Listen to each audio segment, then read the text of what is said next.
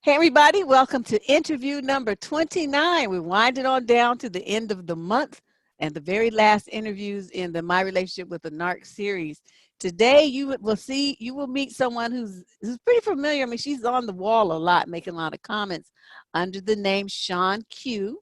And that's what she's here identifying herself as today. She's a single mom with 5 children. She's been a very, very long time subscriber to the channel, and she's one of my very faithful Patreon subscribers as well. I don't, this is my first time actually physically meeting her, so this is really good. I like to do that.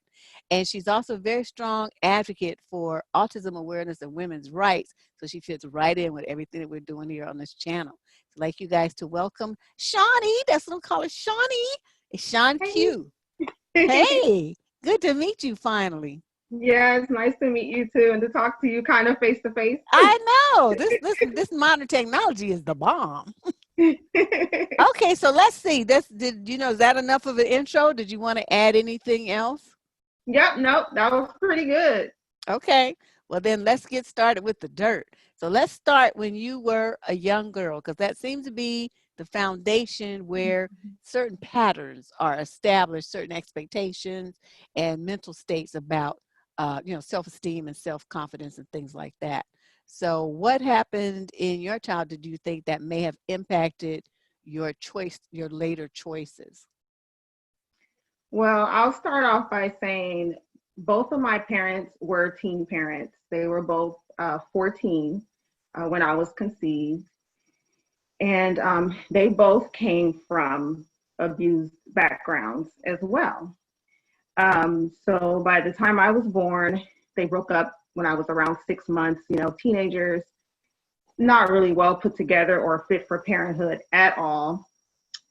What ended up happening was I somehow got switched around to several households. By the time I was 5, I was in my mother's custody, attending kindergarten. She was living with a boyfriend, probably old enough to be her dad. Oh, and boy. He attempted to violate me. And I was a very intelligent child. I had a mouth on me, very super smart and articulate. And I went to school the next day and explained to the teacher in detail what he tried to do to me. And she calmly walked me to the principal's office and said, "Can you repeat that story you told?" And next thing you know, the police came. My mom ran up to the school because she had heard they'd been called and alerted. And she tried to take me back home with her. And the police was like, "We'll drop you off at home, Mom, but she's coming with us." So to me, all this happening to me was like, I'm being kidnapped by the police, as a 5-year-old. I didn't really remember my dad or his family, but I spent a couple of weeks in foster care. Long story short, I got placed into my father's custody. And he lived with his mother and a host of siblings. And so that's how I ended up with what I call now my family of origin. Okay.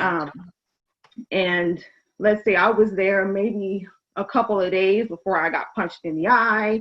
I couldn't use my smart mouth to defend myself. I was getting beat up for that. And I had never been hit ever, not by my mom, not by anyone in her family. But when I walked into that family with my little smartness, it was like, "Oh, you want to talk? Boom." So I was like, who did that? A cousin of mine. He was my age. And then the female cousins, we were all, fighting each other. And I was like, what is going on? I'm just trauma central. And my mom, she was helpless. She just had to leave my stuff there and kiss me goodbye. And she literally told me, "I can get you back when you're 18. And to a 5-year-old, that's very daunting to hear, Right. I can't go back to live with my mom till I'm 18 and I'm 5 years old. So now, why did she not choose to did you guys ever discuss why she didn't choose the option of taking parenting classes and doing all this stuff and getting rid of that dude? No. Okay. That family, so much dysfunction. That was just all they knew. Okay. My mom at the time is 57, but her capacity she seems to operate with the mind of a child. She doesn't have a very mature mind, doesn't make really good decisions. I used to tell her what to do, to try to be safe. And I was a 5-year-old child doing Oh this. And boy. be careful, Mom, and trying to get rid of her cigarettes so she wouldn't smoke because it was dangerous for her. And I used to, this is gross, but I used to suck on the matches to get them wet so she couldn't light her cigarette. And she would just laugh it off and go walk and get more lighter, more matches. Like, oh, whatever, no big deal. But my mom was Oh, sweet. She was such a sweetheart, too nice, too generous, very naive. And so she couldn't fight for me then. Her family tried to fight for me, but they're just as worse off as my dad's family. So who knows where I would have ended up, what would have happened to me, no matter where I would have I ended up. got you. Okay. So Yeah, I'm not, blaming her or anything because you gave a pretty good explanation. I was right. just wondering why that, that didn't seem to be an option that was presented to you as being one that she was exploring. Yeah, I tell you, at 5 years old, I was thinking of other options. I was like, can you just come visit me every day? Can we do this? Can we do that? I was trying to hold on to her as best I Right. could. And Of course you were. You're know, 5 years old. You want your mommy. right. Yeah. That's my mom. And just, in this family, it was like I was getting beat up. The next day, I couldn't find any of my clothes to wear. And they would just yell at me and tell me, go find something to put on. We were just left to play outside for hours. There was no real supervision. The adults were all on drugs. So it was like we were just being raised by street folk. Wolves. Basically. I wasn't even there no more than a month before my dad was taken to jail for selling drugs. So they ripped my dad away. He went to jail for probably what seemed like a year, because I remember going to school, graduating kindergarten, first grade, and then he comes back around after that. And I don't want to go into too much detail about what happened, but when he came out, I experienced sexual abuse by his hands, and that lasted all the way until I left home. He wasn't the only perpetrator. I had an older cousin. Then, walking the streets, I had men harassing me. I'm just a little bitty girl. I don't know how to interpret this. I'm terrified. I'm freaking out. And to everybody else, it just seemed the norm. Right. No one was fighting for me. No one was advocating. I had other cousins that were experiencing the same thing, and we just sit around and talk about it, like lamenting that, oh, this is happening to me, and this sucks, and this is horrible. But no one was doing anything. So we're living in a family full of predators, and then we go out into the street and there's predators out in the street. So the only safe haven I had was school, really, until the bullying kicked in. But I would rather be at school than be at home. I And understand. I had to endure that for 13 years of my childhood before I could get away. Girl. Yep. I don't even know what to say. I suspect I was thinking you might say something like that because you were saying how they were all on drugs. Once you said that, I was like, oh, I don't think this is gonna be a good situation.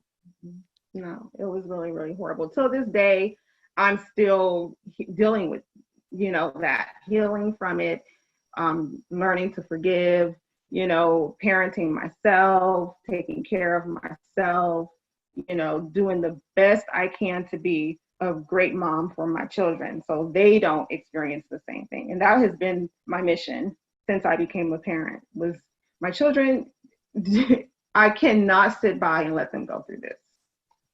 Nobody looked out for me, but I'm going to look out for them. Thank you.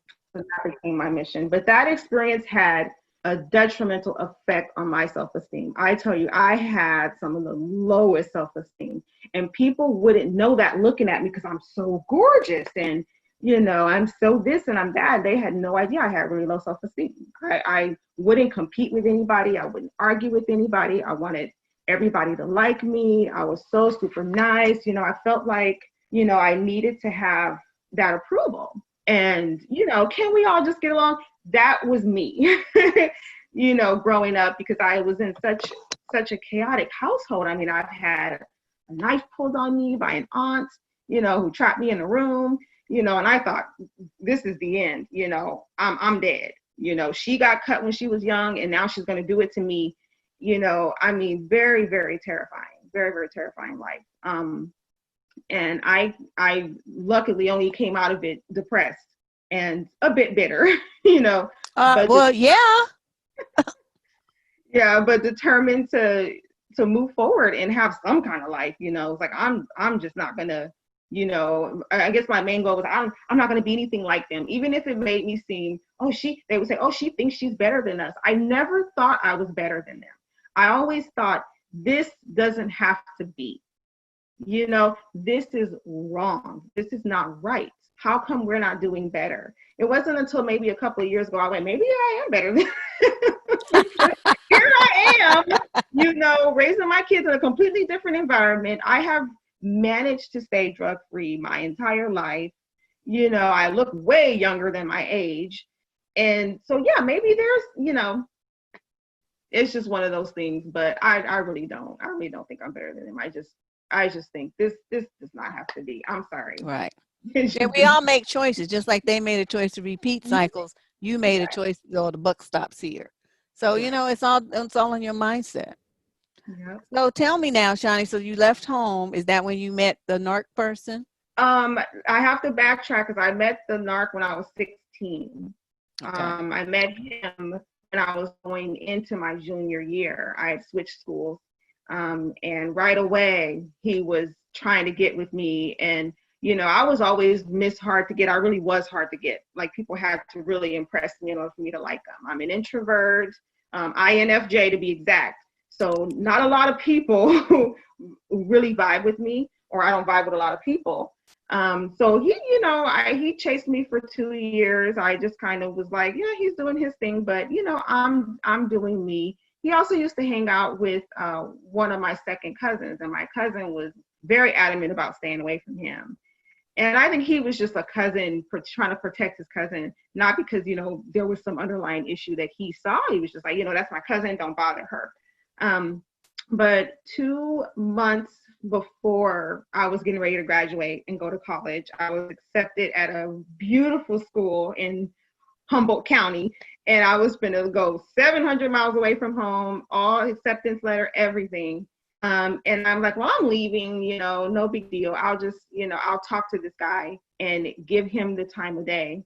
And somehow just got roped into this romance. And, there weren't really any red flags that I saw. But I grew up so dysfunctional that I wouldn't notice them, right? Unless I'd been educated. He was a year behind me in school, even though we were the same age. He had something happen in middle school. We had to repeat a year. So he was in 11th grade. I was in 12th grade. And he had just had a birthday, and I was getting ready to graduate. And, I'm going to awards assemblies. We're planning all this cool stuff, prom, everything. And the whole time he was just this, doom and gloom, hanging his head, trying to take the attention away from my happy time. Right. And my silly, empathetic self was like falling for it and trying to soothe him and give him all the attention and make him feel better. Oh, it's going to be okay, blah, blah, blah. Because I was just too nice, and I didn't see the trap. He even wrote me a letter. Like, he wrote this heartfelt letter pouring his heart out to me about how his dad was so horrible and mean to his mom, and he didn't want to be that way, and he just wanted to be a better person, and blah, blah, blah. And I silly but took the bait and was like, oh, we can be better together, all this dumb stuff, So I was just so nice. And that whole, the acceptance and feeling like I'm being loved.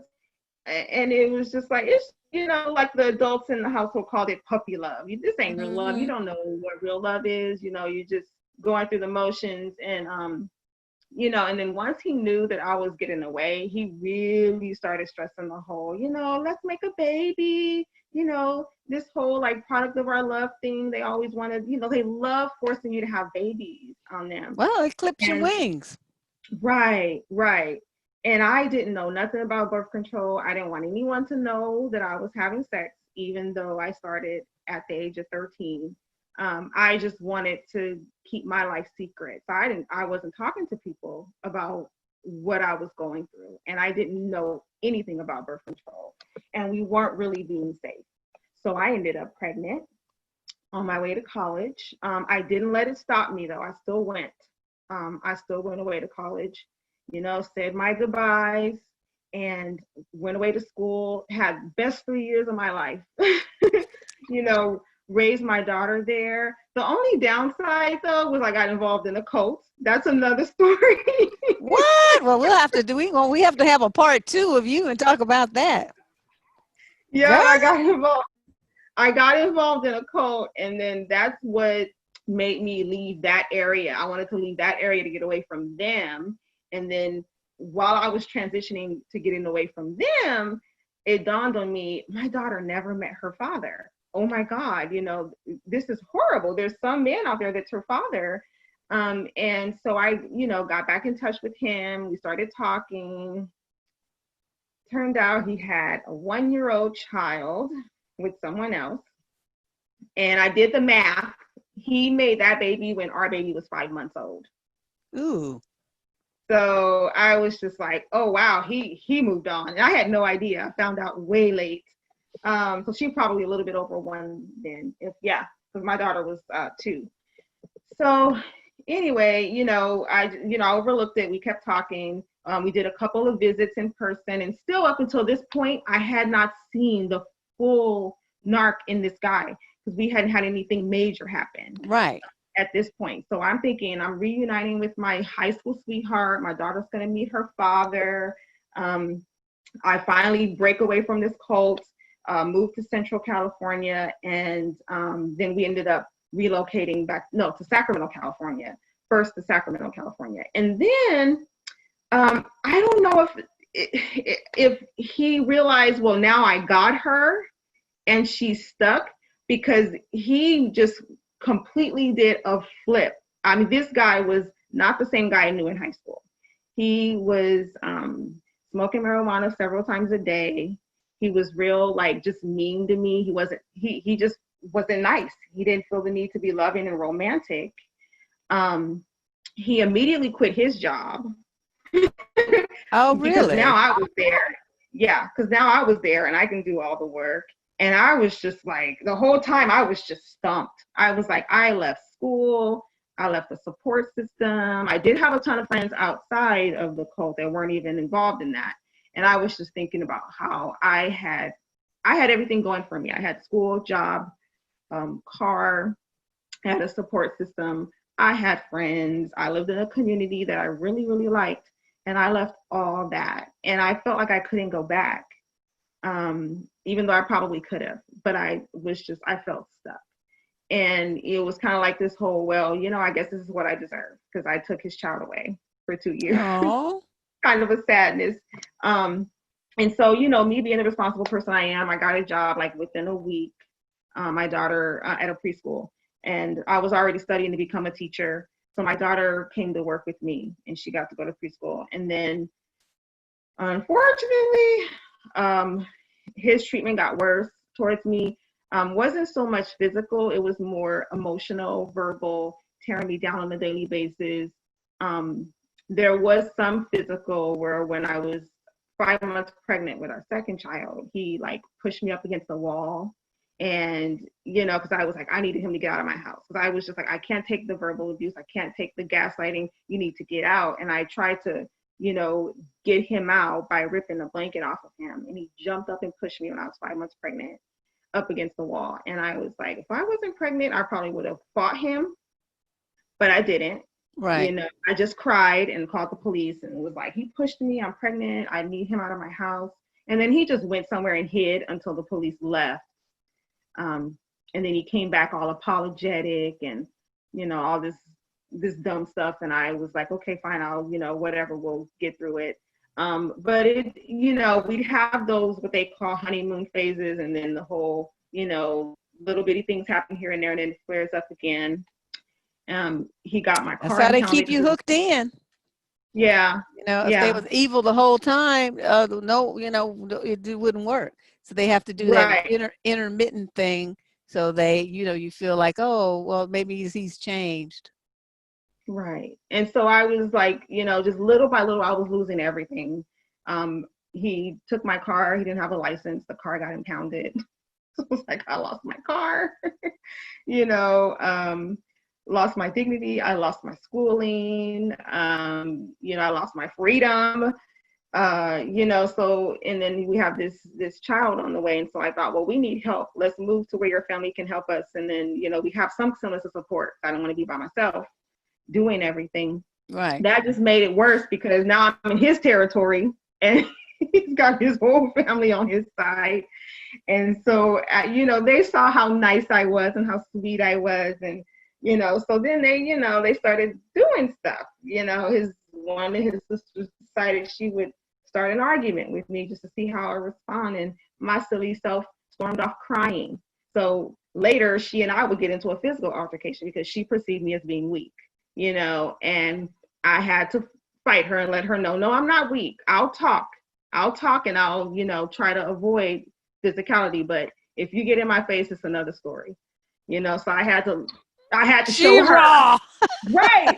Like I will talk to you. I'm not one of those out there fighting all the time trying to prove myself. I don't do stuff like that. Right.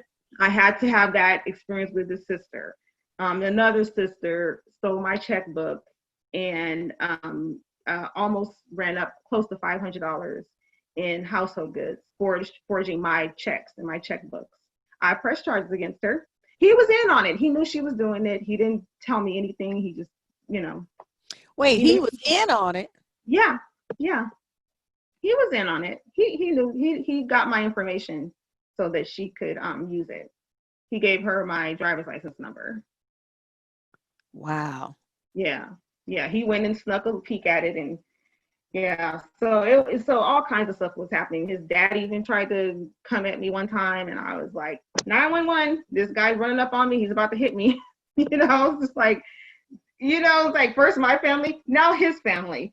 So it's just the whole family thing just, wow. But yeah. So you're just surrounded by people who just are all messed up. Just surrounded by people who was just like, let's get her. She's easy prey. Let's get her. I ended up having to go to a women's shelter, a battered women's shelter one time, because he was, I guess he was mad because he couldn't get his stuff. And my daughter was playing, doing what 4-year-olds do and making a lot of noise. And then he went over and he like nudged her with his foot and was like, be quiet. Not kicked her, but like nudged her. And I went off because I was like, you can pick on me, but you're not going to pick on my child. And I said, don't do that to her. Like, what's wrong with you? Blah, blah, blah. And here, somebody who never stands up for herself. And he was like, if you don't shut up, I'm going to go get a gun and I'm going to do this and do that to you. He basically did terrorist threats. And I don't want to repeat what he said because he used bad words. And I called the police and told them what happened. And they said, you need to leave and we're going to come and, press charges because that's terrorist threats. So then I ended up going to a women's shelter, and the humiliation of that, of realizing the situation I was in. I didn't realize that I was in an abusive situation until I heard it from them, and they started schooling us and having workshops and therapy groups. And I was first I went in there and I was like, that's not me because ain't nobody hitting on me, Yeah. blah blah blah. Most people are like that. They think abuse only Yeah. involves physical. They only know physical abuse. They don't know about mental and emotional and psychological terrorism Right. and all those things. Right. But I've been pushed. I've had keys thrown at me. I was spit on in the face. So yeah, he spit in my face. Mm-hmm. Yeah. So I was like, oh yeah, I've been through some stuff. And I've been, violated sexually. That can't happen because he's my partner and we have consensual habits all the time. It's like, if he takes it from you when you don't want it, or you're not in the mood or whatever, or you had a break for I don't know how many months and you are broken up with him and he's just here to visit the kids. No, he doesn't get to take it. Right. And he's done that. And so then I had the third kid because the third kid was conceived that way. And by that time I knew what birth control was, but if I wasn't active, I wasn't taking anything. Right. I like stuff in my body. And after a few months break, yeah, you can come visit the kids, but that's all you're going to do. And he forced himself on me. And then I'm pregnant with my third child. And of course, I'm so nice that I don't believe in aborting. I don't. I was like, I couldn't do it. I couldn't do it. People who used to tell me, do it. You don't want to have all this responsibility. but that was a minority. Everybody else was just like, oh, children are a blessing, blah, blah, blah. You know, Girl, oh, I wish I I get knew you so then. I'm like, where are you at? Let me fly out there and escort you. I get so mad when I hear people say that now. And when women say they don't want kids, I say, bless you, do not. If you don't want it, don't let anyone force you or try to convince you to do it. Um, but I was like, I can't do it. I probably should have just stayed on the pill. This is my fault. Why did I get off of it? Because clearly I don't have a choice in, what happens to my body because he decided. But yeah, when I was pregnant with this child, I remember I was at work and I had that fight with his sister while I was pregnant, and I was just like, man, this is over. This has to be over. Like, I'm really done with him. Do you know what he did? He had his niece call my job and tell me that he has HIV. What? He had a child call me at my job. I worked at a church too, to tell me, yeah, it was a scare tactic. He didn't really have it. Oh, I didn't didn't think he have it. did, but I'm just Right. saying, I know he But try to kind of control you. right, but you see the nerve. Like, why would you do something like, and you would have a child do that? Like, just the child of the same sister who came to my house to fight me. And I was just like, I'm not scared of nothing, but STDs are one thing I am scared of. Right. And he knew that. And so he was using that to get me to be fearful. And of course, I went to the doctor and said, can you please test me? I mean, oh my God, he threatened me. Can you please test me? I mean, just crazy making is what they call it at the intervention centers where you go. They do crazy making, gaslighting, make you feel like you're imagining things, defining your reality, and in his case too, financial abuse, making us suffer, and losing everything we have, and not willing to provide, and just not stepping up. Well, he's losing everything you had. Right. Because he didn't want you to have more than him. Right. Girl, right. these dudes, it's so unbelievable how similar they are. They all do the same stuff. Yep. He was raised by his mom. He was the only boy too. One boy and two sisters, I think 3 sisters. Yeah, 1 boy and 3 sisters. When he wasn't living with me, he was living with mom. So he was back and forth between my place and mom's place. He never really paid rent, or chipped in. Everything was on and this guy had 0 empathy. I mean, to not have any empathy. Never apologized for anything he ever did. Even if he did apologize, I didn't hear it. It was just kind of like, I'm just gonna act like nothing ever happened, and we just gonna start over and then do the honeymoon thing, before the next blow up. So that just dysfunctional cycle was just going round and round and round. And meanwhile, I'm working, paying the bills, taking care of the kids, actually raising the kids and teaching them. I mean, despite all I went through, I instilled a really strong educational foundation in my children. They love reading. My 2 girls are in college now. They, believe it or not, we've been on trips, and my kids have seen museums. They've seen almost all of California. I just said, I'm still going to try my best to live, even though I'm going through something. I'm still going to live. So good for you. Yeah. So, what ultimately happened with that relationship, that situation? So after our 3rd child was born in 2003, I moved back to Sacramento by myself. I was like, okay, I can't be around his family now because we saw how that went. So I came back to Sacramento to start over by myself. And of course, he tried to crawl his way back in, and and I kind of was like, okay, we'll try again. And then we did the most stupidest thing and got married.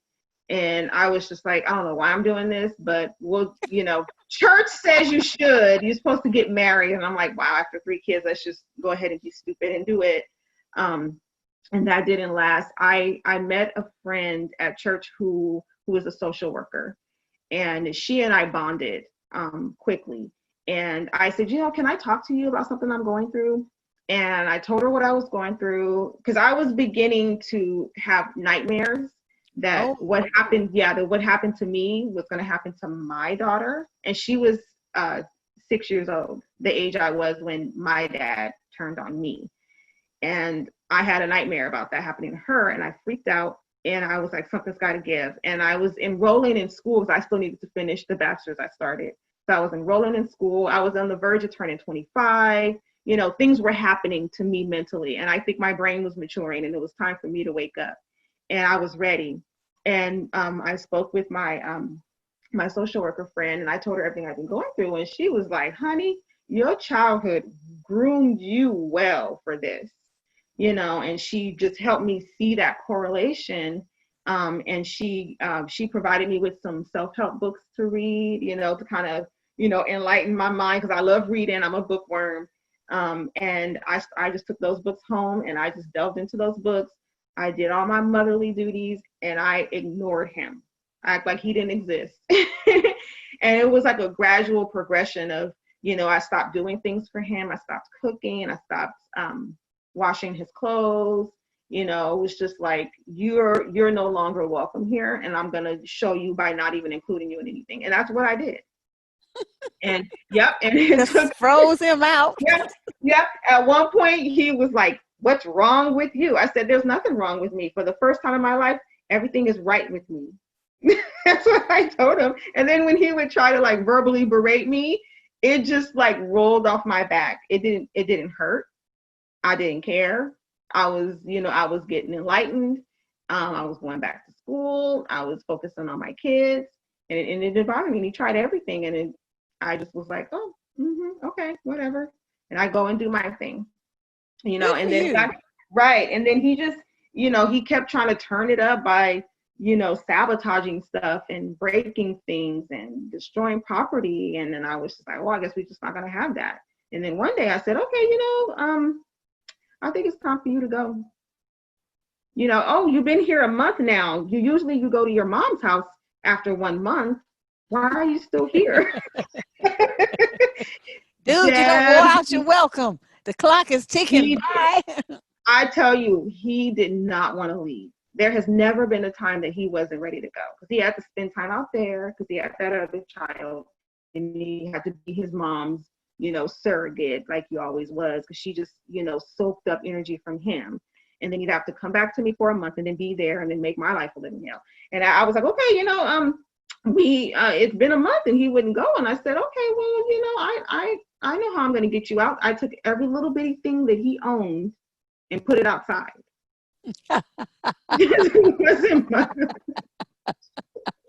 Oh, I'll put you out literally. Yeah, and it wasn't much. And as soon as he went out there to get it, I shut the door and locked it. Damn. Yep, and that's take you and your hefty bags and go away. Yep, and he made a call, and his cousin came and got him, and he wasn't. That was the very last time he ever lived with me, ever again. Yep, that was it. You guys got a divorce? Yeah, I actually had the papers served to him before that. My social worker friend served him like a week or so before that. So he had already been served. Yep. So get it, girl. I went through with the divorce. I enrolled in some